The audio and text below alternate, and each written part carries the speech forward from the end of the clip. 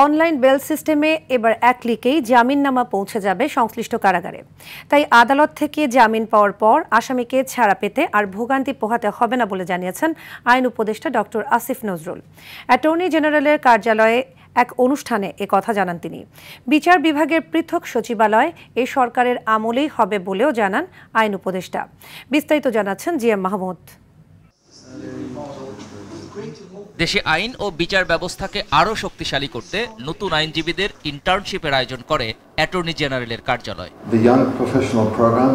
Supreme court অডিটোরিয়ামে এ উপলক্ষে অনুষ্ঠানে আইন উপদেষ্টা জানান, মানুষের কষ্ট লাঘবে আইন মন্ত্রণালয় থেকে অনেকগুলো সংস্কার কার্যক্রম হাতে নেওয়া হয়েছে। আমরা ল মিনিস্ট্রি থেকে অনেকগুলো রিফর্ম করেছি। এই বেইল বন্ডটা আপনার একটা লোক জামিন পাওয়ার পর আদালত থেকে ছাড়া পাওয়া পর্যন্ত আমি আমার ল মিনিস্ট্রিতে যারা আছে তারা প্রত্যেকেই জাজ, এক্সপেরিয়েন্সড, ভেরি গুড জাজ।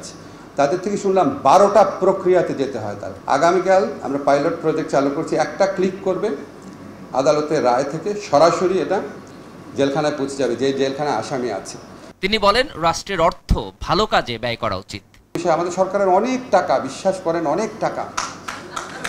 আমি বলি আপনাদেরকে, আমার প্রবাসী কল্যাণ ব্যাংকে ওখানে 1600 কোটি টাকা আছে। আমাদের আইজিআর অফিস, রেজিস্ট্রার অফিস, সেখানে প্রায় 1500 কোটি টাকা আছে। এইগুলি কেউ খেয়াল করে না যে আমরা নিজের টাকা ব্যবহার করে নিজেরা অনেক অনেক অনেক অনেক ভালো কাজ করতে পারি। এ সময় অ্যাটর্নি জেনারেল বলেন, সময় উপযোগী ও বিশ্বমানের আইনজীবী তৈরি করতেই এ উদ্যোগ। এই প্রোগ্রাম তরুণ আইনজীবীদের জন্য, যারা ভবিষ্যতে নেতৃত্ব দেবে। আমরা যদি এই অফিস থেকে 200 জন কর্পোরেট শিক্ষানবিশ বের করতে পারি, যারা ডেপুটি অ্যাটর্নিদের কাছ থেকে শিক্ষা নেবে কিভাবে মামলায় অপরপক্ষকে মোকাবেলা করতে হয়, যা তাদেরকে আইনি মনোভাব প্রয়োগে পেশাগত ও বিচারিক ক্ষেত্র সহ প্রতি ক্ষেত্রে সহায়তা করবে। অনুষ্ঠানে ইউএনডিপি বাংলাদেশের রেসিডেন্ট রিপ্রেজেন্টেটিভ স্টেফেন লিলার, নরওয়ের অ্যাম্বাসেডর হ্যাকন অ্যারোল্ড ও সুইডেন অ্যাম্বাসেডর নিকোলাস উইক্স অংশ নেন। G M Mahmud, RTV, Dhaka.